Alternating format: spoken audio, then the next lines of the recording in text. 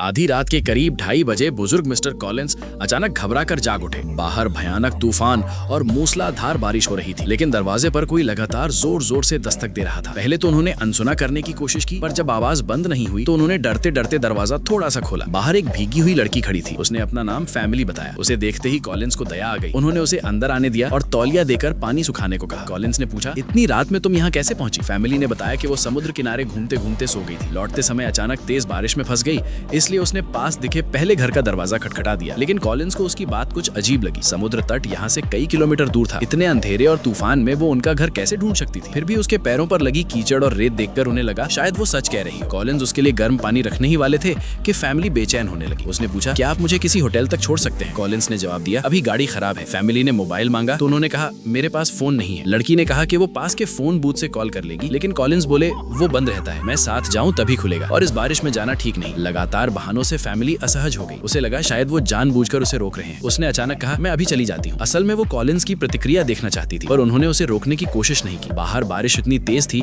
कि फैमिली खुद ही वापस बैठ गई। घर में इधर उधर नजर दौड़ाते हुए उसने देखा कि कमरे में कई महिलाओं का सामान रखा है, जबकि कॉलिंस ने खुद को अकेला रहने वाला बताया था। उसका शक और गहरा गया। तभी कॉलिंस बोले, अगर चाहो तो गर्म पानी से नहा लो, ठंड उतर जाएगी। फैमिली पहले हिचकिचाई, मगर उसका शरीर ठंड से कांप रहा था, इसलिए वो बाथरूम चली गई। वहाँ का ताला टूटा हुआ था। उसने शावर चालू किया, पर कान दरवाजे की तरफ लगाए रखे। जब उसे यकीन हुआ कि कॉलिंस अपनी जगह से नहीं हिले, तभी उसने नहाना शुरू किया। लेकिन कुछ ही मिनटों बाद बाथरूम का दरवाजा अचानक खुला। उसका दिल जैसे थम गया और कॉलिंस बस एक तौलिया रखकर बिना कुछ कहे लौट गए। नहाकर बाहर आई, कुछ सूखे कपड़े तैयार रखे थे। थोड़ी देर बाद कॉलिंस ने उसके लिए गर्म टमाटर का सूप बनाया, मगर सूप का गहरा लाल रंग देखकर फैमिली के मन में अजीब सा डर उठ खड़ा हुआ। तभी दरवाजे पर फिर जोरदार दस्तक हुई। इस बार कॉलिंस का चेहरा भी डर से सफेद पड़ गया। उन्हें लगा कहीं फैमिली के पीछे कोई और तो नहीं आया। कॉलिंस ने हिम्मत जुटाकर दरवाजा खोला, लेकिन बाहर कोई नहीं था और तूफान पहले से भी ज्यादा भयानक हो चुका था।